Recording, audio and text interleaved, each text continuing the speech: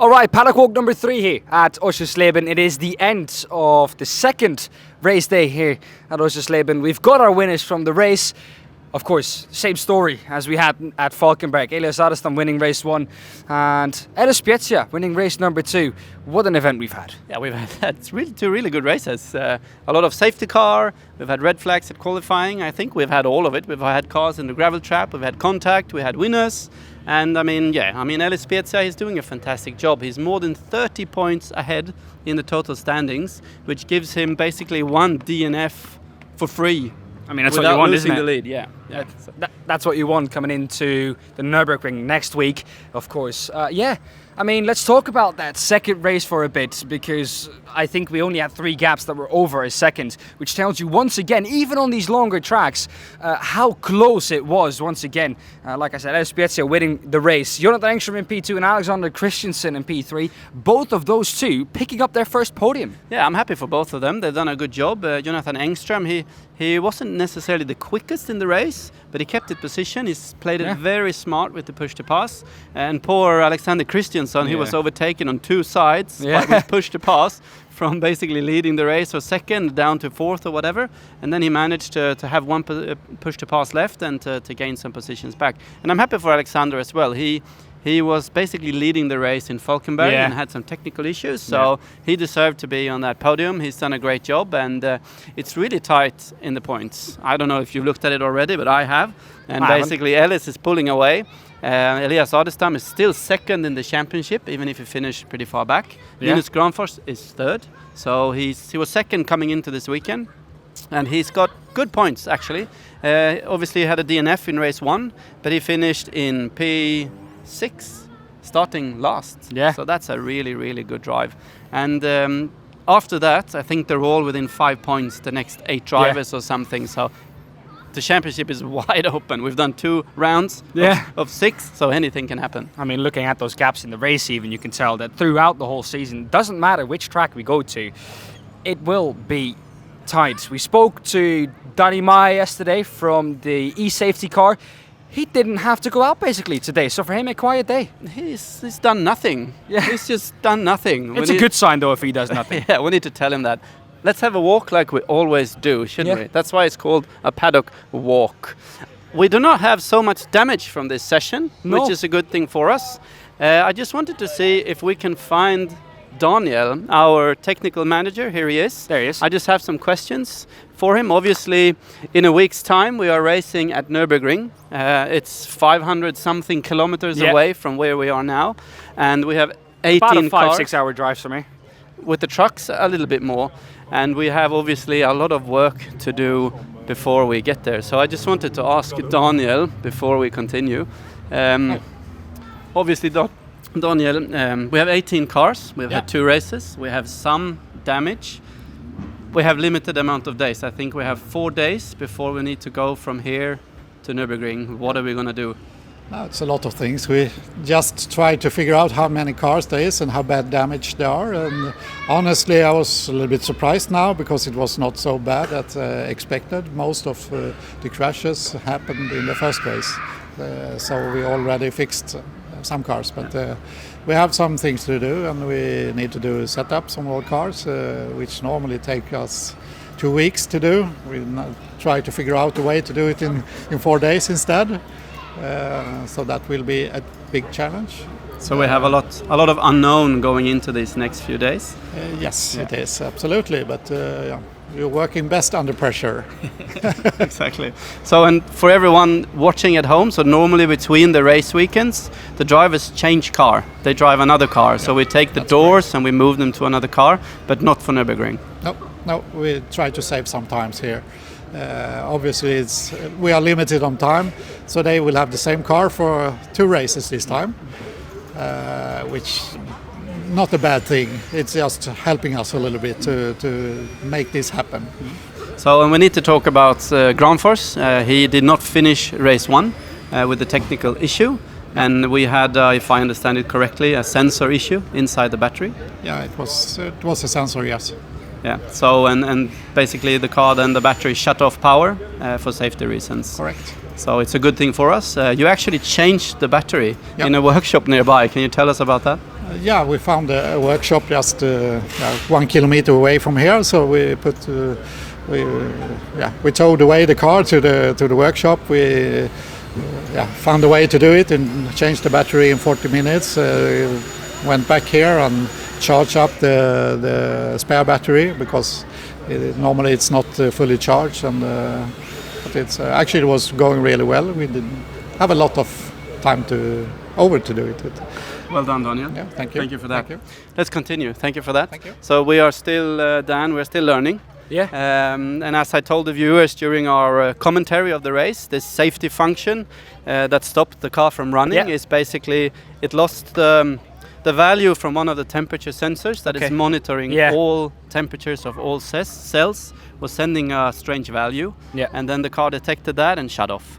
So for us, we feel really bad for Granfors in the beautiful Förenade Bil car that he didn't finish the race, obviously leading. But gave us a great show in race 2, though. He did, but we're also happy that the safety function actually worked and shut the car off. Because if we cannot control and monitor the temperatures, we don't know if we might have a problem. So that's a good thing. We need to talk to Alex Gustafsson. He's done a great job. He's 4th in the standings. Yeah, Alex. Race 1 for you almost felt right at home with the tricky conditions coming from, the rally. And how did you feel? Yeah, for sure I felt a bit home. I mean, it was tricky. I mean, I have never driven anything like this, like circuit racing on the rain. So it was a bit of a challenge, but I think I handled it well. So P8 from P8 to P5 is pretty decent. So yeah, I'm happy about that. Finishing P5 in race number 2.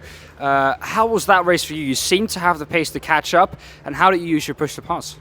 I used my first one to get away from Victor because he was on me all the time. So I thought I need to get away, but he seemed to use it at the same time, so it was a bit useless. But and the second one I overtook Alexander to be P3. So I think we have the pace to be on the podium. So I will give it all in Nurburgring to see if I can score a podium.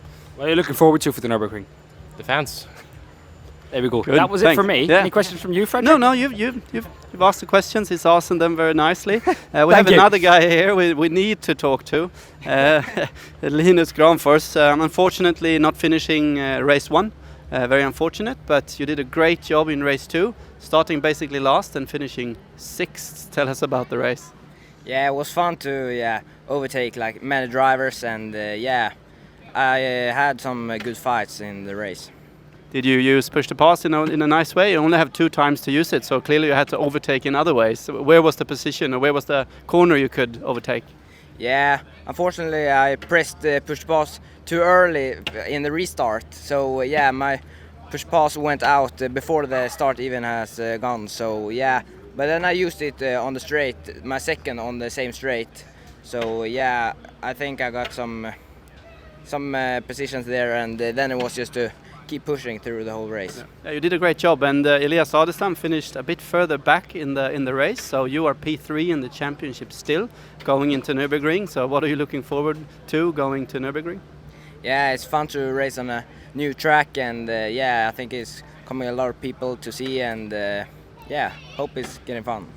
Yeah, we hope it will be fun. Thank you for that. Yeah. Well done, Linus. Thank you. So I said it to you earlier, Dan. Yeah. We talked to a lot of the drivers, obviously, the team personnel, but we have a lot of other people here. Yes. We call them parents. Yeah, very important. Yeah.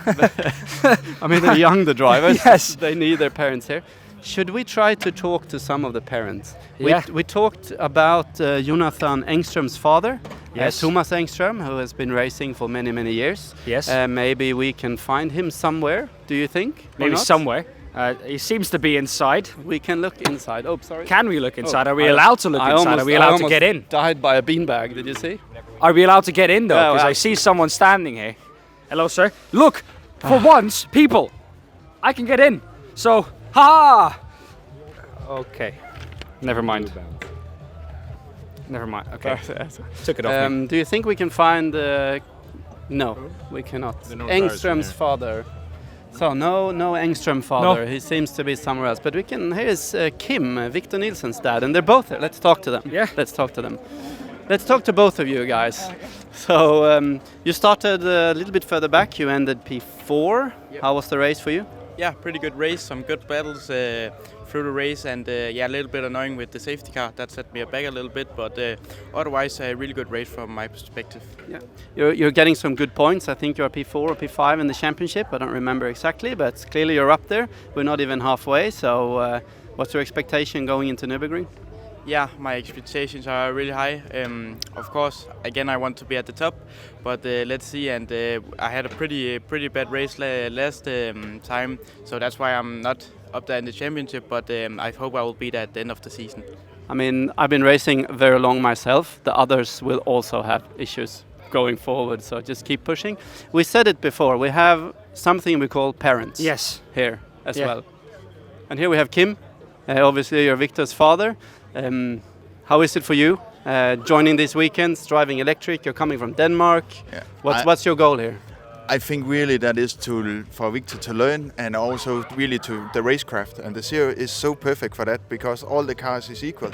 So you cannot come in afterward and say this was wrong or that was wrong with the car. It's up to the driver, so there's no excuse. You have to do it yourself, and this is really, really nice racing, and also the atmosphere between the parents here, because we know that is really good.